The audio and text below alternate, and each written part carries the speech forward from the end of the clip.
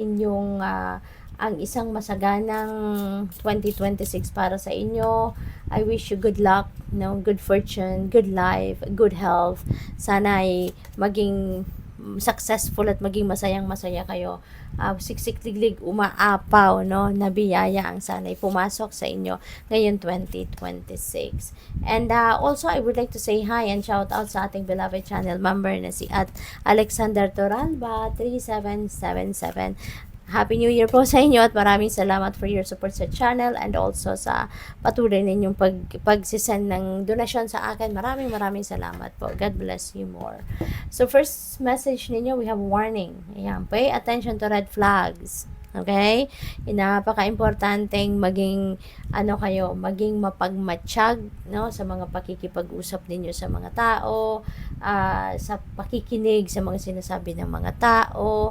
May mga transactions dito, may mga casual conversations dito, mga taong merong sigurong mga nakikipag-usap sa iyo, kung it's too good to be true, ano man ang sitwasyon, if it's too good to be true, that is already a red flag.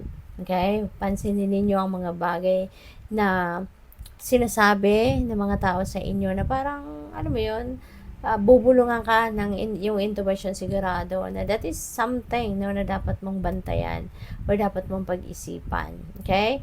Unang-una, makakaramdam ka dyan ng discomfort sa inyong katawan. Kaya, importante din na you always listen to the wisdom of your body. Kasi 'di ba, kapag sinungaling ang taong kaharap natin, ramdam mo 'yun, 'di ba?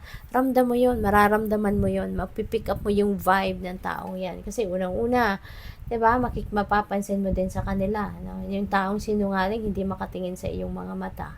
'Di ba? Or kung tumingin man sa inyong mata, hindi siya makatutok sa iyo, hindi makatutok ng tingin, hindi ba?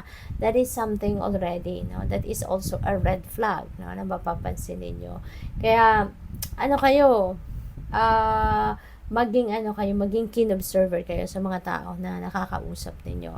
Kasi marami nang manloloko, diba, sa paligid natin. Maraming mambubudol, maraming scammer, kaya wag agad-agad kayong magbibigay ng 100% na tiwala. Yan ang dapat ninyong tatandaan. You need to watch out for the red flags, sa mga pakikipag-usap, kailangan attentive kayo. Kailangan kung merong sa mga kahit casual conversations, 'di ba? Kailangan talagang attentive kayo sa kausap ninyo. At kung alam niyo na there is a red flag, alam mo na kung anong gagawin, 'di ba?